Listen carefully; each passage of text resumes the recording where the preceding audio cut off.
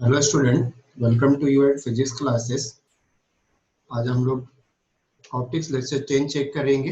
इससे पहले हम लोगों ने लेक्चर 9 तक चेक कर लिया। आज हम लोग ऑप्टिक्स का लेक्चर 10 चेक करेंगे। तो लेक्चर 10 में हम लोग जो फर्स्ट टॉपिक लेंगे वो फर्स्ट टॉपिक हम लोग लेंगे रिलेटिव रिफ्रैक्टिव इंडेक्स। तो फर्स्ट टॉपिक हम लोग यहाँ पर लेते हैं relative refractive index. Relative refractive index.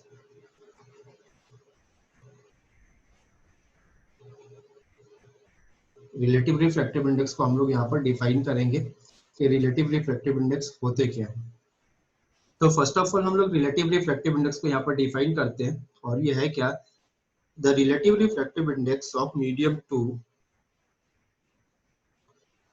The relative refractive index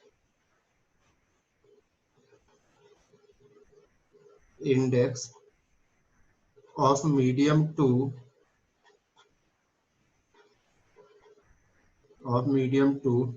with respect to medium 1 the relative refractive index of medium 2 with respect to medium 1 is defined as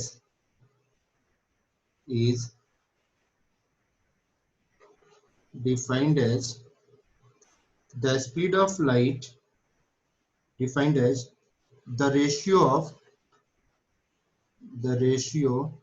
of speed of light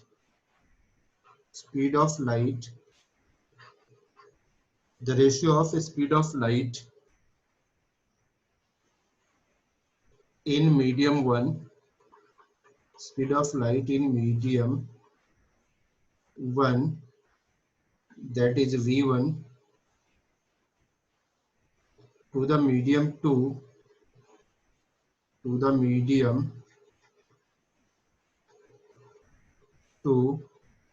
that is v2। हम लोग relative refractive index को define कर रहे हैं और relative refractive index of medium 2 with respect to medium 1 is the ratio of speed of light in medium 1 to the speed of light in medium 2। यानी अगर हम लोग क्या कर रहे हैं यहाँ पर रिलेटिव रिफ्रैक्टिव इंडेक्स को अगर सपोज कर ले हम लोग μ12 ले लेते हैं, ये μ12 को हम लोग लिख सकते हैं μ2 डिवाइडेड बाय μ1 और इसी को हमने लिखा है कि relative refractive index of medium 2 with respect to medium 1 और ये इक्वल होगा अपने पास v1 डिवाइडेड बाय v2 के, जहां पर v1 क्या है स्पीड ऑफ लाइट है मीडियम 1 में और v2 क्या है speed of light in medium 2 और μ2 क्या है refractive index of medium 2 and μ1 is refractive index of medium 1। तो μ2 है अपने पास refractive index of medium 2 μ1 is refractive index of medium 1 refractive index of medium 1 v1 is speed of light in medium 1 speed of light in medium 1 and v2 is speed of light in medium 2 speed of light in medium 2। तो इस तरह से हम लोग relative refractive index को define कर सकते हैं।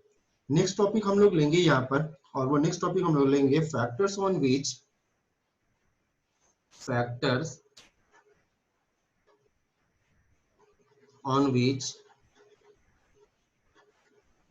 refractive index of medium depends factors on which refractive index of medium depends factors on which refractive index of medium depends यानी रिफ्रैक्टिव इंडेक्स ऑफ मीडियम किन किन फैक्टर्स पर डिपेंड करेंगे हम लोग वो ले रहे हैं। तो इसमें फर्स्ट पॉइंट हम लोग लेंगे नेचर ऑफ मीडियम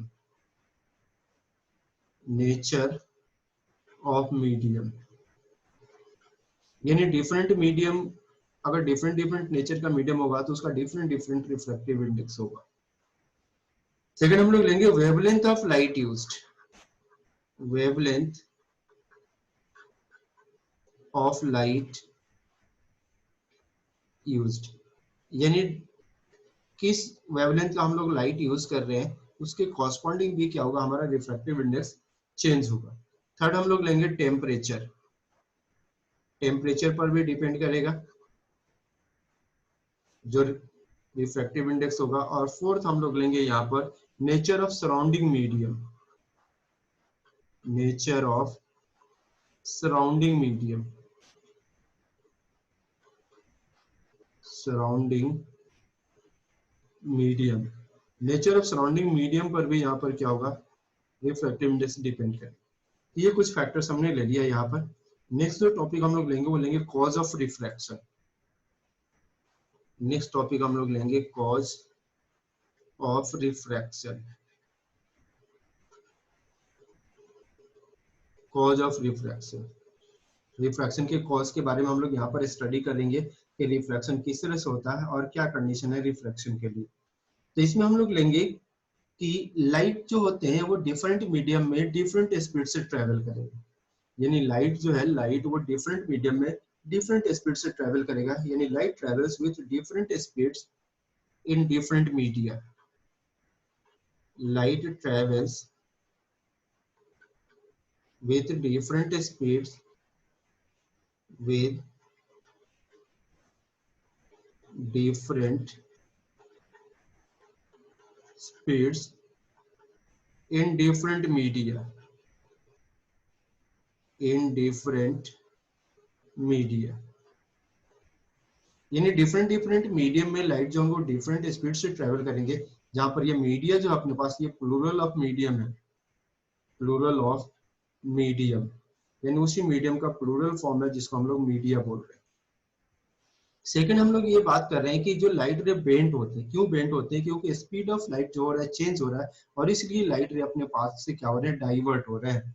तो उसको हम लोग यहाँ पर मेंशन कर लेते हैं कि द बेंडिंग ऑफ लाइट और रिफ्रैक्शन, बेंडिंग ऑफ लाइट को ही हम लोग रिफ्रैक्शन बोलते हैं। तो the bending of light, bending of light और रिफ्रैक्शन, और refraction occurs due to the bending of light or refraction occurs due to change in speed of light, due to change in speed of light, due to change in speed of light as it passes from one medium to another, as it passes from one medium to another, passes from one medium to another, यानी speed of light change होने की वजह से क्या होता है, refraction होता है, या बेंडिंग ऑफ लाइट जो है वो रिफ्रैक्शन या बेंडिंग ऑफ लाइट वो क्यों हो रहा है, स्पीड ऑफ लाइट चेंज होने की वजह से, यानी change in speed of light जो है अपने पास, यही क्या है, कॉज ऑफ रिफ्रैक्शन है। कॉज ऑफ रिफ्रैक्शन क्या है, change in speed of light in different media. तो डिफरेंट मीडिया में स्पीड ऑफ लाइट क्या होगा, डिफरेंट होगा, और इसी को हम लोगों ने क्या कर लिया, कॉज बना लिया, किसके लिए, रिफ्रैक्शन के लिए। अब यहाँ से हम लोग क्या करते हैं, सपोज कर लिया हमारे पास दो मीडियम है, एक तो मीडियम अपने पास ये है, इसको ग्लास सपोज कर लेते हैं, और एक सराउंडिंग मीडियम अपने पास एयर है। तो ग्लास में अगर रिफ्रैक्टिव इंडेक्स अपने पास हमने म्यू जी ले लिया और एयर का रिफ्रैक्टिव इंडेक्स म्यू ए ले लिया, A for air and G for glass. Air में जो स्पीड ऑफ लाइट है उसको वी ए मान लेते हैं और ग्लास में जो स्पीड ऑफ लाइट है उसको वी जी मान लेते हैं। यहाँ अपने पास क्या आएगा कि म्यू जी यानी sine i by sine r, अगर हम लोग लिखना चाह रहे हैं sine i by sine r, वो क्या हो जाएगा अपने पास mu G by mu A, तो mu G by mu A होगा, और ये आ जाएगा v A by v G, v A by v G. तो इस तरह से हम लोग क्या कर सकते हैं, इसको रिलेट कर सकते हैं, यानी जो स्पीड ऑफ लाइट है, डेंसर मीडियम में स्पीड ऑफ लाइट क्या होगा, कम होगा, रेयर मीडियम में स्पीड ऑफ लाइट क्या होगा, ज्यादा होगा। यानी यहाँ पर अपने पास जो म्यू जी है, म्यू जी तो क्या है, ज्यादा है म्यू ए से, यानी refractive index of glass will be more than the refractive index of air. लेकिन वेलोसिटी इन एयर जो है वो क्या अपने पास मोर है वेलोसिटी इन ग्लास से, यानी डेंसर मीडियम में जो स्पीड ऑफ लाइट होगा वो लेस होगा कंपेयर टू रेयर मीडियम में जो स्पीड ऑफ लाइट होगा उससे। तो ये कंडीशन हमने यहाँ पर चेक किया। नेक्स्ट हम लोग जो आगे लेंगे टॉपिक वो लेंगे हम लोग principle of reversibility of light. तो नेक्स्ट टॉपिक हम लोग लेते हैं principle of reversibility of light. Principle of reversibility of light. अब principle of reversibility of light को समझने के लिए हम लोग क्या करेंगे, यहाँ पर एक ग्लास स्लैब ले लेते हैं। ये हमने ग्लास स्लैब ले लिया। यहाँ पर हम लोग क्या करेंगे, नॉर्मल ड्रॉ कर लेते हैं। नॉर्मल यानी परपेंडिकुलर होगा वो इसके ऊपर। ये हमने नॉर्मल ड्रॉ कर लिया, इस ग्लास स्लैब के ऊपर हमने नॉर्मल ड्रॉ कर लिया। अब हम लोग इंसिडेंट रे ड्रॉ कर लेते हैं। ये इंसिडेंट रे हमने ले लिया, ये इंसिडेंट करा दिया हमने। अब हम लोग यहाँ से क्या करेंगे, रिफ्रैक्टेड रे ड्रॉ कर लेते हैं।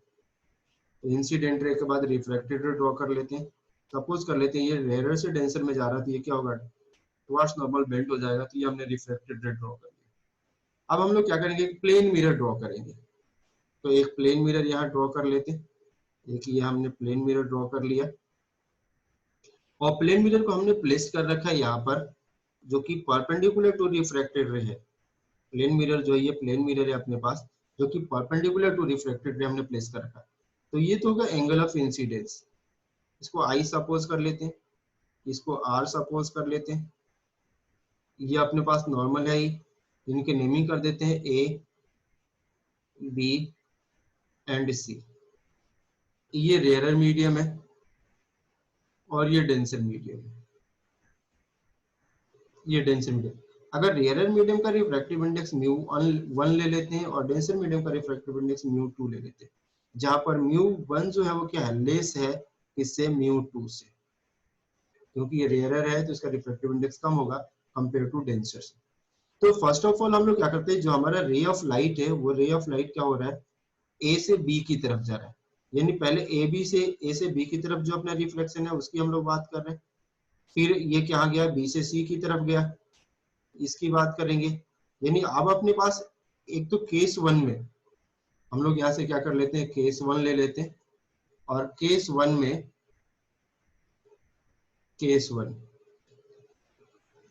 अपने पास इंसिडेंट रे जो है, इंसिडेंट रे वो ए बी है अपने पास केस 1 में, और रिफ्रैक्टेड रे जो है, रिफ्रैक्टेड रे वो बी सी है।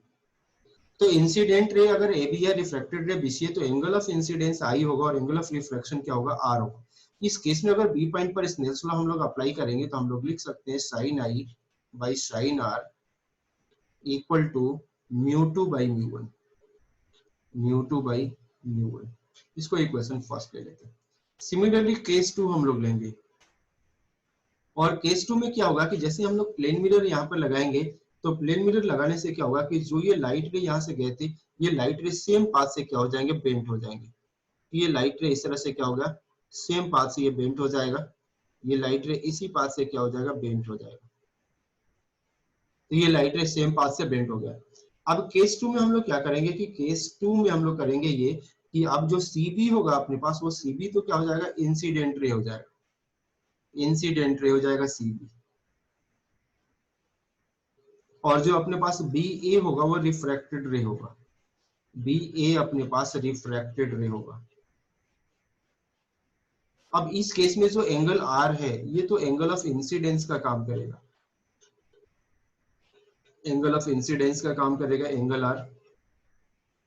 और एंगल I जो है इस केस में, ये एंगल I जो है ये इस केस में अपने पास एंगल ऑफ रिफ्लेक्शन बनेगा, एंगल I, ये एंगल ऑफ रिफ्लेक्शन बनेगा, एंगल ऑफ रिफ्रैक्शन।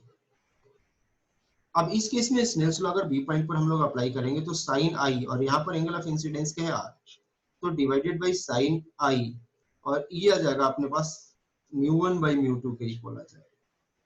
तो ये म्यू 1 बाई म्यू 2 के इक्वल आ जाएगा। तो इस तरह से हम लोग क्या कर सकते हैं, इन्हें यूज कर सकते हैं। तो ये principal of reversibility of light है, यानी कोई भी रे ऑफ लाइट का हो रहा है, अगर वो रिफ्रैक्शन होकर के दूसरे मीडियम में जा रहा है, तो अगर वो अपने सेम पाथ पर बैक होके चला है, तो इसी प्रोसेस को या प्रिंसिपल को हम लोग क्या बोलते हैं, principle of reversibility of light बोलते हैं।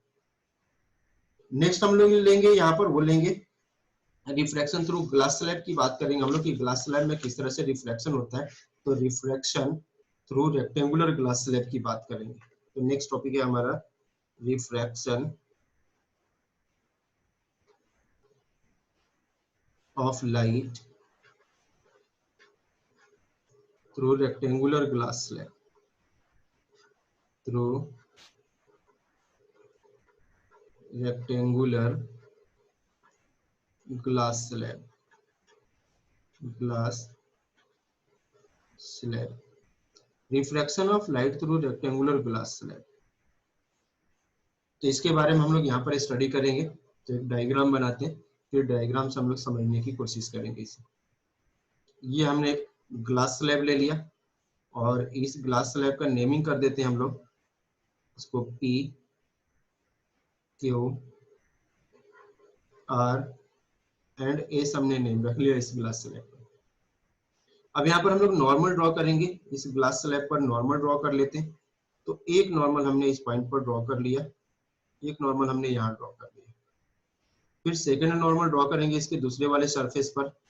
तो दूसरे वाले सरफेस पर हम लोग क्या कर लेते हैं, सेकंड नॉर्मल यहाँ पर ड्रॉ कर लेते हैं इस तरह से। यहाँ पर सपोज कर लें ये सेकंड नॉर्मल हमने यहाँ पर ड्रॉ कर लिया, ये हमने सेकंड नॉर्मल ड्रॉ कर लिया। अब इस नॉर्मल का नेम हम लोग रख लेंगे, इसका जैसे नेम हम लोग क्या कर लेते हैं, N1 रख लेते हैं, ये नॉर्मल 1 है फर्स्ट सरफेस पर, और इसका नेम हम लोग N2 रख लेते हैं, ये नॉर्मल 2 है जो कि SR सरफेस पर है। अब हम लोग यहाँ पर रिफ्लेक्शन चेक करते हैं। तो सबसे पहले रे ऑफ लाइट क्या होगा, रे ऑफ लाइट अपना जो होगा ये फर्स्ट सरफेस पर आकर के इंसिडेंट हो, जो कि इंसिडेंट रे, ये इंसिडेंट रे हमने ड्रॉ कर लिया जो कि फर्स्ट सरफेस पर है। अब ये क्या होगा, यहाँ से रिफ्रैक्ट होके और सेकंड सरफेस पर जाएगा, यहाँ से ये रिफ्रैक्ट होके इस तरह से, ये तो अपना इंसिडेंट रे था, अब ये यहाँ से रिफ्रैक्ट होके सेकंड सरफेस पर जाए, ये इस तरह से रिफ्रैक्ट होके सेकंड सरफेस पर आकर के इंसिडेंट हो, तो ये अपने पास जो है ये रिफ्रैक्टेड रे हो गया। अब यहाँ से फिर अगेन ये एसआर सरफेस पर क्या होगा, यहाँ से रिफ्लेक्शन होगा, और रिफ्लेक्शन होके फाइनल ये रे ऑफ लाइट क्या होगा, यहाँ से इमर्जेंट होगा। तो ये एसआर सरफेस पर इस तरह से रिफ्लेक्शन हुआ और ये रे ऑफ लाइट जो है यहाँ से क्या हो गया, इमर्जेंट हो गया, ये रे ऑफ लाइट इमर्जेंट हो गया। अगर हम लोग क्या करें, उस फर्स्ट वाले को अगर हम लोग आगे की तरफ प्रोसीड करें, इस लाइन को अगर हम लोग आगे की तरफ प्रोसीड करते, इसको यानी फर्स्ट इंसिडेंट रे को हम लोग क्या कर रहे हैं, स्ट्रेट लाइन में आगे की तरफ प्रोसीड कर रहे हैं, इस इंसिडेंट रे को स्ट्रेट लाइन में आगे की तरफ प्रोसीड कर लेते हैं।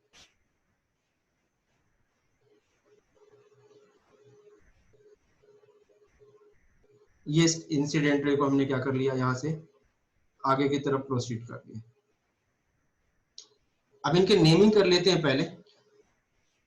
तो इनके नेमिंग हम लोग रख लेंगे, ये ए बी, इस पॉइंट का नेम सी, इस पॉइंट का नेम डी रख लेते हैं। तो यहाँ पर जो ए बी है अपने पास ये इंसिडेंट रे है, A B is incident ray, A B जो है वो इंसिडेंट रे है, बीसी जो है वो रिफ्रैक्टेड रे है, बीसी इज रिफ्रैक्टेड रे, रिफ्रैक्टेड रे, एंड CD इज इमर्जेंट रे, CD जो है वो इमर्जेंट रे है, इमर्जेंट रे। एंगल जो है अपने पास इंसिडेंट रे और फर्स्ट नॉर्मल के बीच का जो एंगल है उसको आई से डिनोट कर लेते हैं। तो ये एंगल ऑफ इंसिडेंस हो जाएगा आई, ये एंगल ऑफ इंसिडेंस है, एंगल ऑफ इंसिडेंस। फिर हम लोग क्या करेंगे, यहाँ से रिफ्रैक्टेड रे और नॉर्मल के बीच का जो एंगल ड्रॉ करेंगे, ये एंगल अपने पास ये एंगल ऑफ रिफ्रैक्शन हो जाएगा, ये होगा angle of refraction, angle of refraction.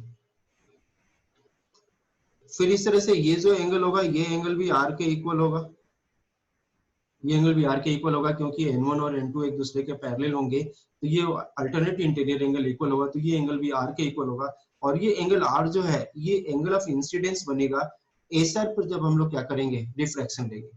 और ये जो फाइनल एंगल होगा सेकंड नॉर्मल और इमर्जेंट रे के बीच का जो एंगल होगा, इस एंगल को ई से डिनोट कर देते हैं और ये एंगल ऑफ इमर्जेंस होगा। ये जो होगा वो एंगल ऑफ इमर्जेंस होगा, एंगल ऑफ इमर्जेंस, इमरजेंसी।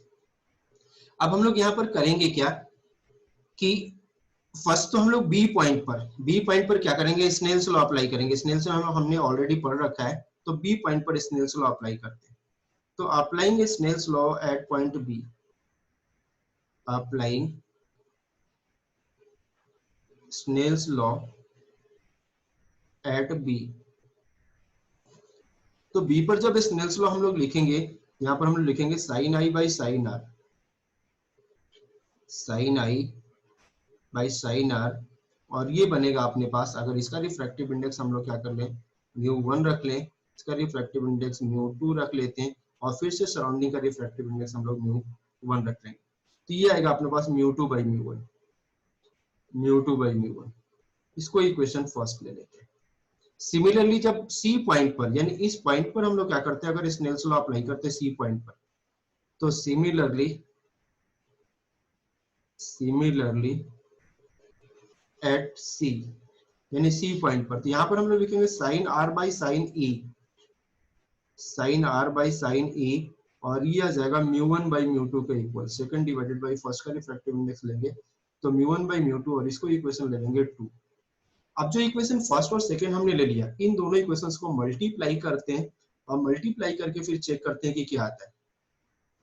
तो from equation 1 and 2, from equation 1 and 2, तो इक्वेशन 1 जो अपने पास था उसका लेफ्ट हैंड साइड था sine i by sine r equal to μ2 by μ1, ये था इक्वेशन 1।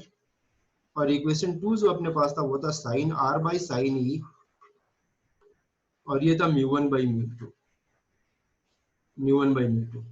इन दोनों इक्वेशंस को हम लोग मल्टीप्लाई करना चाह रहे हैं, तो जब मल्टीप्लाई करेंगे तो sine i by sine r multiply sine r by sine e equal to μ2 by μ1 multiply μ1 by μ2।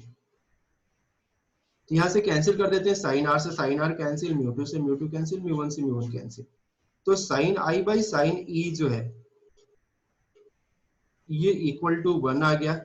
इसका मीनिंग क्या है यहाँ से कि साइन आई जो है ये साइन ई के इक्वल आ गया, और यानी यहाँ से एंगल ऑफ इंसिडेंस जो वो एंगल ऑफ इमर्जेंस के इक्वल आ गया। तो अगर एंगल ऑफ इंसिडेंस जो है ये एंगल ऑफ इंसिडेंस है, एंगल ऑफ इंसिडेंस, और ये है angle of emergence, angle of emergence. तो अगर ये दोनों एंगल इक्वल होंगे तो इसका मीनिंग क्या है कि जो इंसिडेंट रे है, incident ray is parallel to emergent ray, incident ray is parallel to emergent ray. यानी इंसिडेंट रे क्या होगा, यहाँ पर इमर्जेंट रे के पैरेलल होगा। और ये हमने यहाँ से फाइंड आउट किया कि जब angle of incidence angle of emergence के इक्वल है तो इंसिडेंस रे क्या होगा, इमर्जेंट रे के पैरेलल होगा। यानी ये तो अपने पास क्या है, ये अपने पास है इमर्जेंट रे, और ये हमने इंसिडेंट रे को क्या कर रखा है, प्रोसीड कर रखा है, तो ये इंसिडेंट रे। तो ये दोनों रे क्या होंगे, एक दूसरे के पैरेलल होंगे।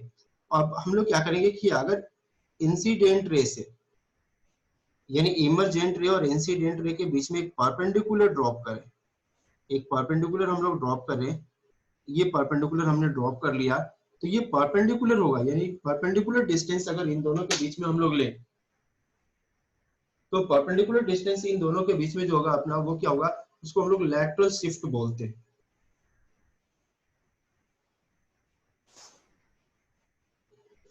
Perpendicular distance between incident ray and emergent ray is known as lateral shift.